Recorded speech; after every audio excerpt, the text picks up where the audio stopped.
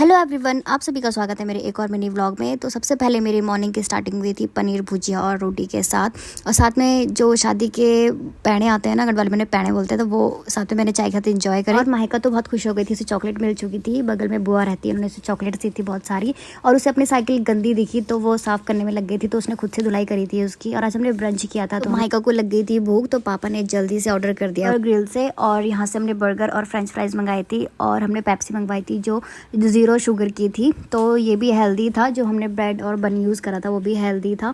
हमने थोड़ी देर रेस्ट किया और टाइम आ गया था आयुष भाई के घर जाने का, क्योंकि आज उनका बर्थडे था। तो हमने सोचा उनको सरप्राइज़ दिया जाए, तो हम उनके लिए केक लेके चले गए थे घर पे।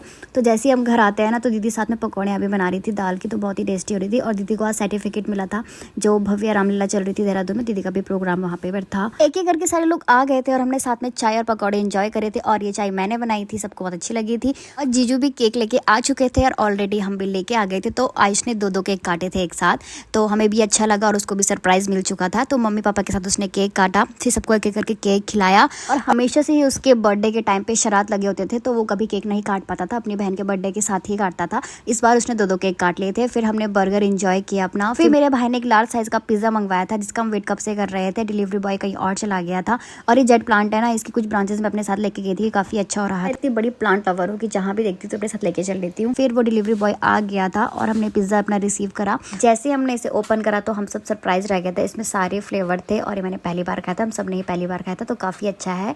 और इसकी क्वांटिटी भी ज़्यादा थी, तो सारे लोगों का पेट भर चुका था, यहाँ तक कि बच भी चुका था। फिर मम्मी ने घर से ना कद्दू और खीरे भेजे। फिर बर्थडे बॉय ने अपनी बहन के साथ मिलकर किया डांस, की जैसे मेरे बहन स्टेप करेगी मैं वैसे ही स्टेप करूँगा। तो दोनों भाइयों ने डांस किया अपना कंप्लीट। फिर हमारा सडनली प्लान बना मूवी का, तो हमारा 11:15 का शो था। फिर हम घर से निकल चुके थे और सडनली ही बना था, किसी का नहीं आने का था, किसी का था, बट लास्ट में हमारा सबका डिसीजन हुआ कि हम चलते हैं। फिर उसके बाद जैसे हम मॉल ऑफ देहरादून पहुंचे तो मॉल तो पूरा बंद हो चुका था, बट जो ये राम सीता हनुमान जी की जो वहाँ पे स्टैचू था, उनके साथ हमने फोटो वगैरह खिंचवाई। और हम उसके बाद पहुंचते अपने मूवी हॉल में। तो हमसे पहले हमारे 2 भाई लोग पहुंच चुके थे, बट वो गायब हुए थे, तो हम उन्हीं को ढूंढ रहे थे। मूवी के स्टार्ट होने से 10 मिनट पहले ही वहाँ पे पहुंच चुके थे और मूवी हॉल के ओपन होने का वेट कर रहे थे। जैसे ही ओपन होती है तो हम सब निकल लेते हैं हॉल में और बैठ जाते हैं। और ये मूवी इतनी मस्त है ना, कंतारा पार्ट 2, मतलब आप सबको देखनी चाहिए। मतलब हम लोग हैं उत्तराखंड देवभूमि से, तो हम इस मूवी से अपने कल्चर को रिलेट कर सकते थे, तो इसलिए हमें काफ़ी अच्छी लगी है।